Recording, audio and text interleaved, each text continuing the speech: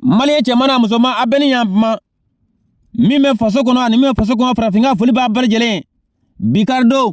n'o ye mars kalo tile 30 ye 2025 farafinka bi video in ye jaabili ye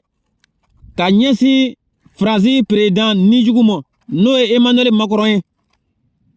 a ka kumakan min bɔra bɔlɔlɔsira kan Mali contre la bi video in ye o jaabili ye Emmanuel Macron a ye kumakan minnu fɔ Mali ma farafinka bɛna kumakan ninnu fɔ bamanankan na ka u jaabi kelen kelen Emmanuel Macron ko cogo di a ko an sen tɛ se ka cun Mali dugukolo yɛrɛ san ko an sen tɛ se ka cun ka dugukolo sanfɛ bilen k'a sɔrɔ n'u ma bɔ a kalama o ye wajibi ye kɛ politicien minnu tɛmɛna n'olu ye faso ye mara olu kun tɛ cɛbakɔrɔ ye bibi nɔ anw tigɛra o politicien nɔ cɛbakɔrɔ de bɛ bi n'o ye surasiw ye n'a y'a sen don an ka jamana kan an b'a hakili ci cɛbakɔrɔw bɛ bi a ka politicien kunda minnu bɛ nin nɔ ni a ye a don u kunkolo la k'a fɔ ko politique de bɛ se ka farafinna jɔ n'i y'a sɔrɔ politique kun ye hɛrɛ fɛn ye Europe kunda tila ani farafinna cɛ politique hɛrɛ de t'a la démocratie fana m'o cogo ten a tɛ marché Mali la bilen Asimu ka bani a ka sondaro Asimi Mali président ye fana an yɛrɛ ko a ka a yɛrɛ lafiya an b'a changer wagati min na an ti maa nɛgɛ o la ayi a o tɛmɛnen kɔfɛ a ko u ka dugu jukɔrɔfɛnw ko hali u tɛ se ka taa n'olu ye Faransi bilen Faransi bɛɛ bɛ se k'o sereya Faransi tɛ diɲɛ jamana si ɲɛ sɛnɛ nɔ kuma tɛ dugu jukɔrɔ nafolo ma dugu jukɔrɔ nafolo tɛ Faransi bon Faransi yɛrɛ fana an tɛ jamana kan sɛnɛ yɛrɛ rɔ ne ko aw tɛ se taa n'a ka dugu jukɔrɔfɛnw ye Faransi bilen o kɔni ye sonyɛni de ni kɔni ko a tɛ se ka taa a ka dugu jukɔrɔfɛnw zonya Mali la bilen Faransi kun bɛ sonyɛni min kɛ Mali dugukolo sanfɛ pétrole ni sanu ni kirikara kiru n'o tɛ se ka kɛ a b'a siyɛn o de la anw ka jamana anw sago de b'a rɔ bon ni maa min ka di anw ye anw n'o b'an ka baara kɛ o tigi b'a ta sɔrɔ anw yɛrɛ b'an ta sɔrɔ cogo min o tɛmɛnen kɔfɛ a ko u ka dugu jukɔrɔ nafolo yɛrɛ tɛ se bɔ surasi ninnu fɛ bilen dugu jukɔrɔ nafolo tɛ Faransiw Mali tɛ Faransi ta ye koyi Mali ye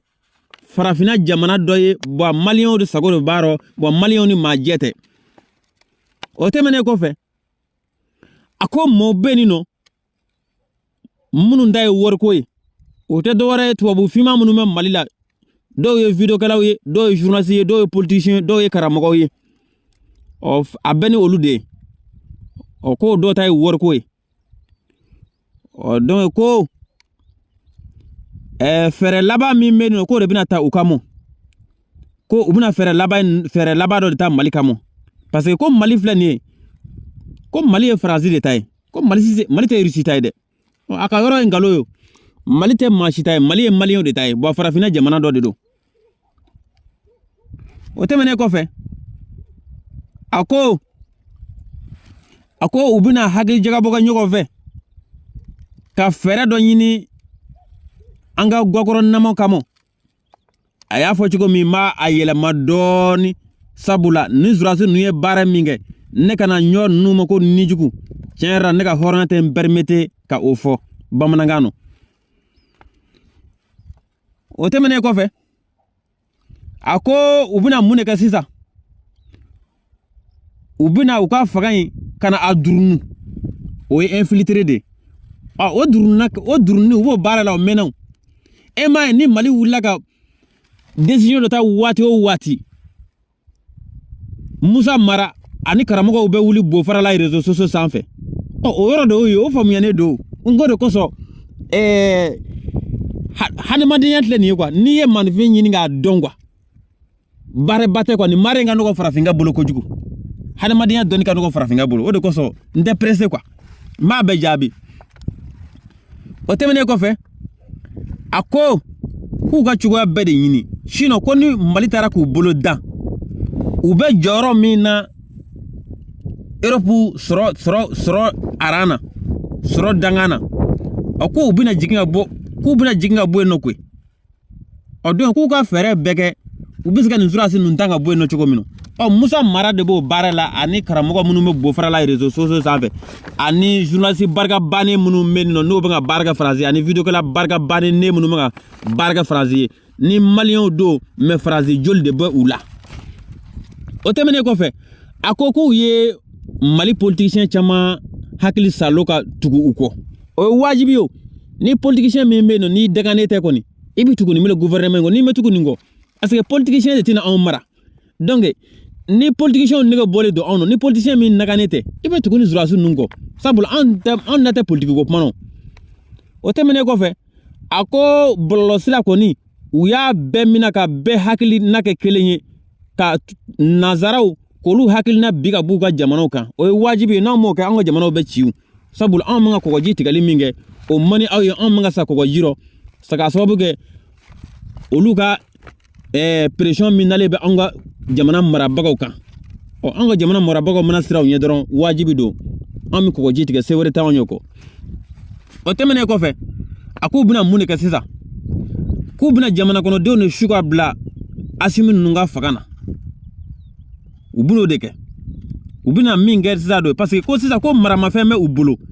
ko marama fe nunde batra fo me ko marama fe munu mu bulo ko marama fe ko dawno ko isaka do mal dugolo sanfe show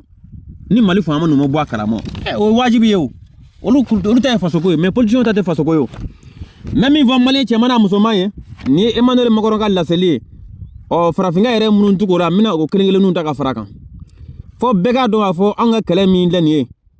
anga kele de terroriste kele indépendance no yere mo horonya kele o de do wa do an hakila ko mi malien tole do dine ko pmano dine ko e fado malien no ani politique ni démocratie donc o yu ka kele ke berewye ka anga jamana nunci ka ku sakwe note yere mo horonya kele do ko terroriste kele te